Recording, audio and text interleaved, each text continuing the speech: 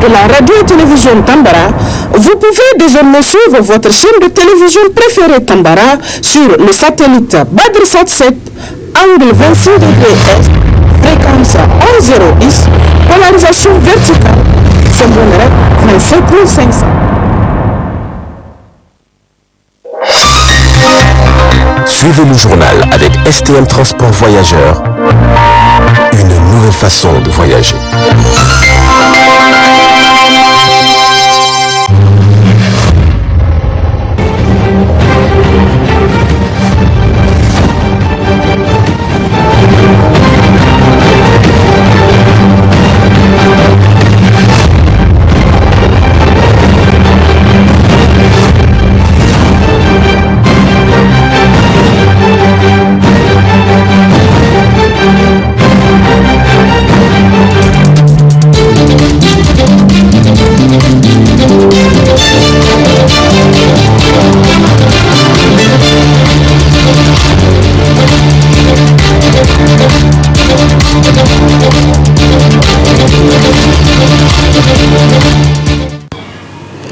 Vous êtes sur le miroir de la femme, mesdames et messieurs, bonsoir et ravi de vous retrouver sur cette édition d'information de 20h15 du 17 juin 2022. Cela dit, le centre du CES Kouarategui a servi de cadre à une série de formations organisées par l'UNICEF ce jour 17 juin 2022 dans le cadre de la journée de l'enfant africaine. Plus de l'enfant africain, plus de précision avec Ibrahim Abdelkader sur les images de Abdelmoumouni Abdou. Le thème pour cette année à l'occasion de la journée de l'enfant africain est « Éliminer les pratiques néfastes affectant les enfants ». Et à l'occasion de cette journée, le Fonds des Nations Unies pour l'enfance a organisé dans l'enceinte du CES Kouarategui une fada des filles qui consiste à sensibiliser ces dernières sur 2 points, à savoir atelier de métier, hygiène et menstruation. Donc la fada des filles est un cadre d'échange convivial et de sensibilisation. C'est un espace de solidarité entre les filles, un espace de solidarité entre les garçons, un espace de solidarité entre les femmes. À l'occasion de la journée de l'enfant africain, sous le thème éliminer les pratiques néfastes affectant les enfants, avec l'appui de l'UNICEF, la fada des filles a tenu une fada ici au CES Kouarategui sur les droits de l'enfant, les ateliers de métier et la gestion de l'hygiène menstruelle. Donc vous venez de voir que on est au CES Kouarategui et sous des bâches. On est en train de sensibiliser, de discuter, d'échanger avec nos petits frères et nos petites sœurs sur leurs droits, sur les ateliers de métier, c'est-à-dire les métiers que les élèves veulent faire après leur étude, ce qu'ils veulent devenir dans le futur. Après ça, on a parlé de l'hygiène menstruelle et bon. Concernant les droits des enfants, on a échangé sur tout ce qui est droit de l'enfant, sur tout ce qui est devoir également de l'enfant. Et Dieu merci, ils ont compris. Après ça, les ateliers de métier, on a des métiers sur les bouts de papier, des cartes postales que nous avons fait, des messages. L'enfant vient, il nous dit ce qu'il veut devenir dans 5 ans, dans 20 ans par exemple. Et on lui explique ce qu'il doit faire pour vraiment réaliser ce rêve, pour vraiment atteindre cet objectif qui s'est fixé dans la vie. Il y a eu pas mal de filles qui ont choisi le métier de docteur. Elles veulent être des docteurs dans l'avenir. Donc après ça, après ces 2 jours de sensibilisation, nous allons amener, vous avez vu, il y a même des filles qui veulent être des ministres, il y a des garçons qui veulent devenir des ministres, il y a des filles qui veulent devenir des avocates, etc., etc. Donc après ça, nous allons les amener à l'université. Pour celles qui veulent étudier à la médecine, on va les amener à la médecine, à la faculté des sciences pour voir à quoi ressemble la médecine. Ça va nous permettre de les booster à étudier, à vraiment prendre au sérieux leur étude afin vraiment d'avoir le bac et puis aller à la médecine, à la faculté des sciences de la santé. Et pour celles qui ont choisi d'être avocates, on va les amener à la faculté des sciences juridiques et politiques pour qu'elles voient la faculté. Et pour celles qui veulent être présidentes aussi, on va tout faire pour que le président les reçoive pour vraiment discuter afin qu'elles disent au président leur motivation, pourquoi elles veulent devenir présidente de la République du Niger. Niger. Donc voilà. Et pour ce qui est de la gestion de l'hygiène menstruelle, on a échangé, malgré que c'est tabou ici au Niger, entre filles. On a discuté entre filles. Le nom du projet même, c'est les sœurs aînées. On est venu, on discute avec nos petites sœurs, vraiment pour qu'elles se sentent en sécurité, pour qu'elles aient confiance en nous, pour qu'elles se confient en nous. En guise d'exemple, nous avons également pris, chacune a pris, disons, un exemple sur elle-même, comment elle a vu ses premières règles, comment elle a pu gérer, comment. On a des calendriers qui vont permettre aux filles de noter leur période lorsqu'elles voient leurs règles et tout. Également, des serviettes hygiéniques qu'on va donner aux filles. Dans cette FADA, même les garçons ne sont pas épargnés. À part leur métier futur qu'ils souhaitent exercer, ils ont aussi une part de responsabilité. La majorité des gens nous demandent mais pourquoi on dit FADA des filles et lors de vos sensibilisations on vous voit avec des garçons. Effectivement, la FADA des filles, échange, sensibilise toute la population nigérienne. Nous sommes des filles, mais nous sensibilisons également les garçons sur les mêmes thématiques. Nous voulons faire comprendre aux garçons que c'est pas parce que c'est une fille. Lors de nos échanges, je vous prends un exemple, parce que les ateliers sont tous au féminin. Et un garçon nous dit, mais pourquoi c'est au féminin? Parce qu'une fille ne peut pas conduire un grand camion. Parce qu'il y a des chauffeurs de bus, il y a des chauffeurs de camions, il y a tout. Et ils nous disent, mais non, mais pourquoi c'est au féminin? Pourquoi pas au masculin? On dit, effectivement, c'est pourquoi on est venu. C'est pour vous faire comprendre que les filles peuvent faire également ce que vous pouvez faire. C'est pourquoi on est en train d'échanger avec les garçons. Et surtout sur un point très très important, sur le respect des filles, surtout qui sont en période d'indisposition. À travers ce cadre d'échange et de partage, UNICEF entend renforcer la capacité de ces jeunes pour mieux affronter la vie future et pouvoir se comporter en personne responsable. Cette FADA prendra également gratuitement en charge ces jeunes pendant les vacances pour les booster à affronter l'école l'année prochaine. Le village d'enfants SOS site de Niamey a organisé hier 16 juin 2022 une fête à l'honneur des enfants à l'occasion de leur journée. Suivons le moment fort de cette cérémonie avec Ibrahim Abdelkader. En souvenir des événements tragiques de Soweto en 1976, le 16 juin de chaque année est célébrée la journée de l'enfant africain. Le village d'enfants SOS site de Niamey n'a pas manqué à la traditionnelle fête organisée pour les enfants. Plusieurs orphelinats de la capitale ont été mis à l'épreuve à travers les différentes activités sportives et culturelles, à savoir l'orphelinat de Saga, l'orphelinat Notre-Dame et le Bon Samaritain de Kwaretegui. Et l'après-midi fut consacré à la remise des prix aux différents lauréats, mais également des prestations artistiques. Sous le soleil comme dans le vent, au froid comme sous la pluie. Wena Tungara, Hau Fatara de Ikurhari Kanara, No Aigo Vidirguindi, Kwarara, Tamu Seya, Kwai Seya, Muduna Nutum Seya. C'est donc dans cette chaleur et fraîcheur que j'aime le ventre vide sans chemise et sans chaussures. Je suis constamment dans la rue de jour comme de nuit. Je fais le tour et le contour de tous les carrefours. Et j'ai connu tous les coins et les recoins de la rue. Le frère, moi je suis né avec un cœur brisé, blessé et gonflé, car j'ai été abandonné à mon sort, promis par ma société, mis à l'écart par ma cité, rejeté par les miens. Des allocutions ont marqué également les festivités au village d'enfants SOS. L'on note entre autres celle de la promotrice du projet et le cri de cœur du président de Mouriayara. Le 16 juin est un jour spécial et dédié à tous les enfants à travers le monde. Ce jour, tous ensemble, au regard du bien-être des enfants, nous renforçons notre engagement à les couvrir d'une meilleure protection, à leur assurer une bonne santé et une meilleure formation et à leur donner une très bonne éducation. Cette journée nous renvoie tous à notre devoir de leur construire un bel avenir, empreint de sécurité et d'amour, favorables à leur épanouissement. Les enfants occupent toujours une place spéciale. Ils sont les trésors de notre nation. Leur présence enrichit la vie familiale. Leur sourire et leur joie de vivre rendent la vie beaucoup plus pétillante. J'avais vu les enfants d'ici qui étaient déjà en fête, en avance.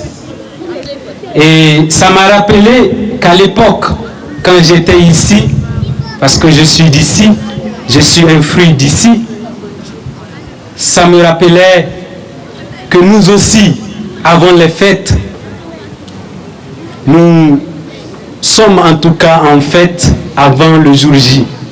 Mais la différence qu'il y a entre eux et nous est que nous fêtons à l'intérieur de nos cœurs. Vous savez pourquoi?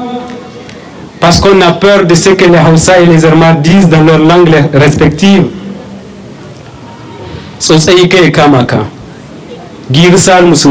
Parce que donc c'était ça la peur, en tout cas à notre époque. Mesdames et messieurs, c'est pour vous dire que ces moments de joie, ces moments de fête, ces moments d'activité sportive, académique, ces enfants en ont besoin. La dernière allocution fut celle de la directrice régionale de la protection de l'enfant, présente également à la cérémonie. Cette journée qui vise à mobiliser la commémoration internationale autour du problème de protection, de la promotion et de la réalisation des droits des enfants. Le thème de cette année, élimination des pratiques néfastes affectant les enfants, progresse sur les politiques et pratiques depuis 2013.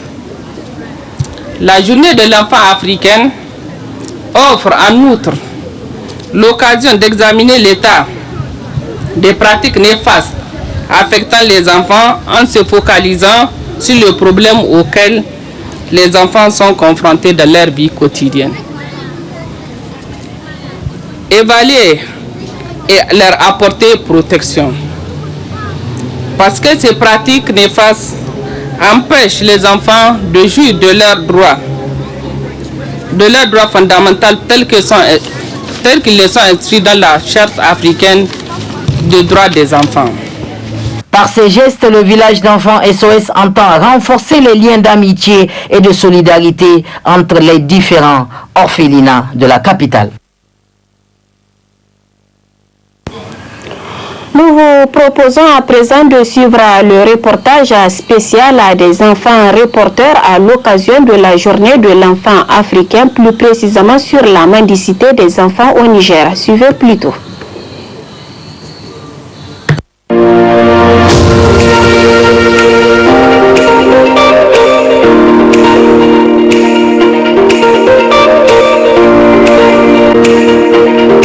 Inda iyalina an tallaba mini da abin da zan ci in sha sai in bar iyalina a koya musu ilimi. In an koya musu ilimi yau da gobe insha Allahu Rabbi sun taimaka mini a matsayina na makaho. Je m'appelle Mohamed Insa, j'ai 15 ans. Chaque jour en partant à l'école, je constate que les enfants font partie du décor de Niamey, la capitale du Niger. Leur nombre dans les rues semble pour tout le monde un échec à lutter contre la mendicité des enfants. Comment mettre fin à la mendicité des enfants? Et que faut-il pour réussir ce pari? La question est simple. Les parents doivent jouer leur rôle, notamment ce droit et ce devoir que leur confère aussi notre Constitution à travers l'article 23. Ils doivent veiller à l'éducation et à la protection de leurs enfants.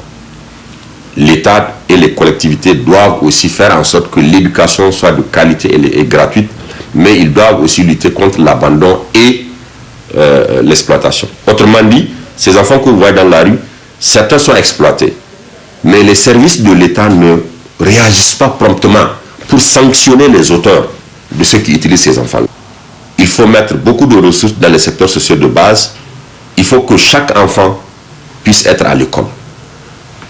que le gouvernement respecte son engagement en disant qu'il y a une obligation, une gratuité de l'éducation jusqu'à l'âge de 16 ans. Ceux qui n'arrivent pas à tenir jusqu'à l'âge de 16 ans doivent aller dans des centres de formation professionnelle au métier. Et en ce moment-là, il faut aussi mettre les moyens conséquents. Il faut aider les parents à travers, en tout cas, une aide sociale. Il y a beaucoup de filets sociaux. Il faut choisir les parents, non pas selon des colorations politiques, mais selon le degré de vulnérabilité.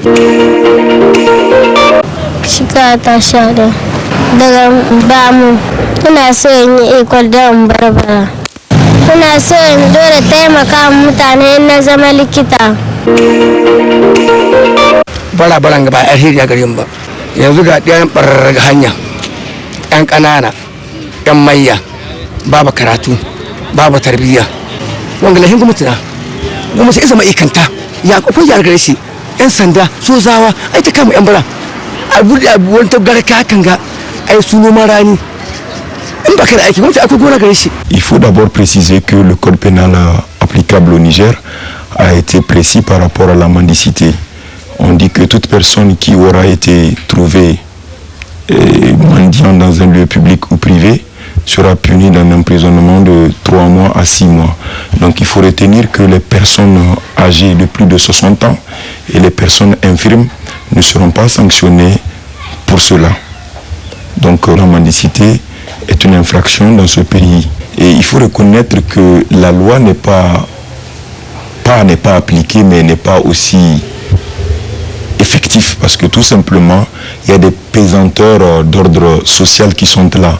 Aujourd'hui, il n'est un secret pour personne que la mendicité, c'est un réseau, c'est une chaîne dans laquelle plusieurs personnes se retrouvent, à commencer par les marabouts. Et c'est cela qui choque, parce que tout simplement aujourd'hui, notre religion trouve, ou bien notre mentalité trouvera trop gauche le fait d'arrêter un marabout ou d'arrêter un parent parce que tout simplement son enfant s'est donné à mendier. Vous n'êtes pas sans le savoir également que la religion musulmane, la mauvaise interprétation des règles religieuses encourage la mendicité d'enfants. Donc tout cela concorde ou bien facilite la non-effectivité ou bien, si vous voulez, la non-prise en compte ou bien la non-exécution de cette loi qui réprime la mendicité au Niger. Il y a des mécanismes de lutte. D'abord, il faut parler de la répression. On dit que tout parent qui laisse ou bien qui envoie ou bien qui exploite son enfant à la mendicité doit être sanctionné d'un emprisonnement allant de 6 mois à 1 an.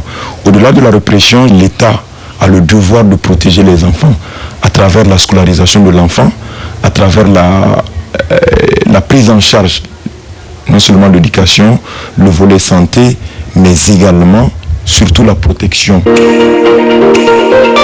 Les parents des enfants mendiants doivent être emprisonnés ou punis par la loi pour qu'ils arrêtent d'envoyer leurs enfants à la mendicité et les laissent à l'école étudier au lieu de traîner dans les rues et devenir des délinquants. Lancement officiel d'un atelier de formation en théâtre participatif à l'endroit des jeunes ressortissants de la région de Tillabéri par le scout Niger au centre du scout de Kouartegui ce vendredi 17 juin 2022. Le compte rendu avec Moubarak Yakouba sur les images de Abdelmoumouni Abdou. Ils sont au nombre de 100 jeunes filles et garçons ciblés par cet atelier de formation d'initiation sur le théâtre participatif organisé par Scout Niger du 16 juin au 5 juin 2022 au niveau des sites de Niamey.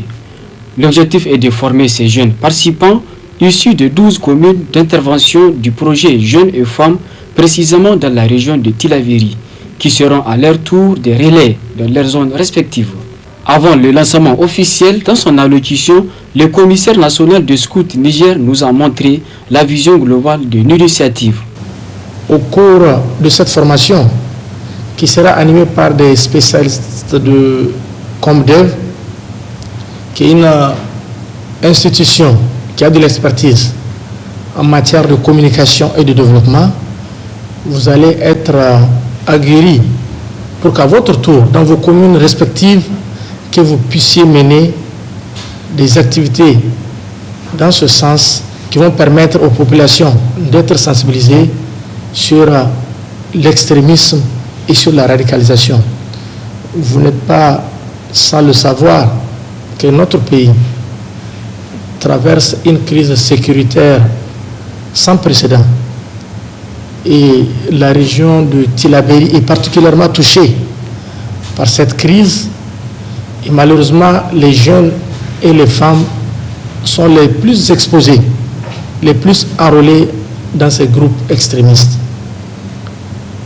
Au niveau de l'association des scouts du Niger, qui est porteur principal de ce projet, en consortium avec la CELRAD, le Conseil régional de la jeunesse de Tillabéri et la Fédération des femmes Kassai, nous avons estimé que c'est avec les jeunes et les femmes qu'il faut mener le combat pour ralentir l'extrémisme et pour faire en sorte que cette jeunesse ne puisse plus être enrôlée. Et pour ce faire, tous les moyens sont bons. Et nous estimons que le théâtre participatif est un moyen très important qu'on peut utiliser pour faire changer les mentalités des populations. Vous avez suivi au cours de ce mois de juin 2022, le président de la République, chef de l'État, a sillonné un certain nombre de localités, notamment Torodi, Makolondi, Goté, etc. Et je pense que toutes ces localités sont considérées comme des zones d'intervention de notre projet. Donc c'est important qu'à l'avenir, lorsque les hautes personnalités de notre pays visitent ces localités, que vous soyez là pour démontrer que vous êtes prêts à accompagner les efforts de l'État, parce que ce n'est un secret pour personne. Les armes, à elles seules, ne peuvent pas faire taire les armes. Donc il faut nécessairement impliquer les populations, impliquer les jeunes et les femmes, les amener à prendre conscience de la nécessité d'avoir la paix. Parce que la paix d'une localité n'appartient pas seulement aux populations de cette localité, mais elle appartient à tous ceux qui en bénéficient. C'est pourquoi je vous exhorte à être assidus durant les jours que durera votre formation, afin que vous deveniez des véritables ambassadeurs de notre organisation. Le théâtre participatif est un moyen efficace du changement de comportement et de la sensibilisation, surtout dans les zones en besoin.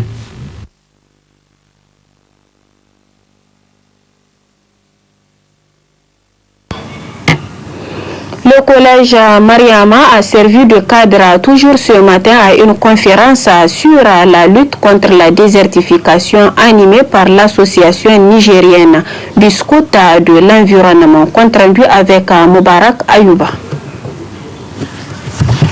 C'est à l'occasion de la journée internationale de la lutte contre la désertification, ce vendredi 17 juin 2022, que l'association nigérienne de scouts de l'environnement a organisé une conférence dans la salle polyvalente Jori Hamani du collège Mariama. À travers cette conférence, les élèves seront outillés sur la thématique de l'environnement, le danger et le remède de la désertification. L'objectif de cette journée, c'est de rappeler, n'est-ce pas, aux différents acteurs et aux États membres, n'est-ce pas, des Nations Unies, et leurs engagements en ce qui concerne la prise en charge de ces fléaux. Il faut rappeler que le Niger a signé plusieurs conventions dans le cadre de la préservation, de la protection de l'environnement et de la lutte contre la désertification et la sécheresse. Donc pour célébrer cette journée, plusieurs activités sont prévues. Nous avons prévu de faire une conférence à l'endroit des élèves du collège Mariama pour leur montrer combien il est important, n'est-ce pas, de lutter contre ces fléaux. N'est-ce pas, le Niger est un pays désertique, tout le monde le sait. Le choix du collège Mariama, l'association nigérienne des scouts de l'environnement a signé un pacte environnemental avec les élèves du collège Mariama. Et l'enseigne aussi intervient dans le cadre, n'est-ce pas, de l'éducation environnementale. Vous savez, l'éducation environnementale, c'est un cours qui est dispensé, c'est tout un module qui est dispensé auprès des élèves. La désertification est un phénomène qui gangrène l'environnement et la société dans son ensemble. Les participants en sont conscients.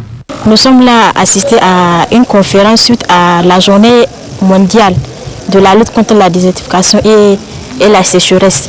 Bon, je pense que c'est une bonne initiative puisque ça nous permet à nous jeunes de pouvoir préserver notre environnement et de la sécheresse et de la désertification. Donc je remercie vraiment ceux qui nous font cette conférence. C'est vraiment une très belle initiative et c'est un plus pour nous. À noter que la protection de l'environnement et la lutte contre la désertification nécessitent un engagement de tous. Mesdames et messieurs, c'est ici que prend fin cette édition d'information. Passez d'excellents moments accompagnés des programmes de la télévision Tambara. Au revoir.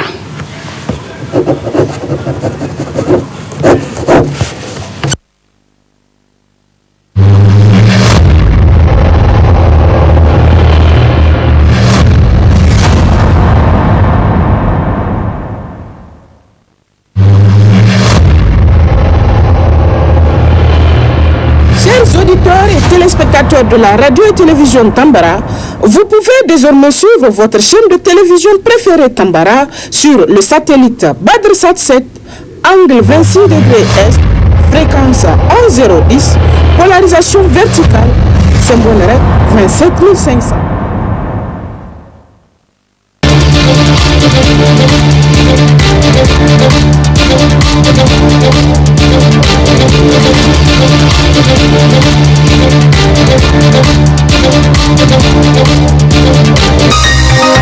Ce journal vous a été présenté par STM Transport Voyageurs. Une nouvelle façon de voyager.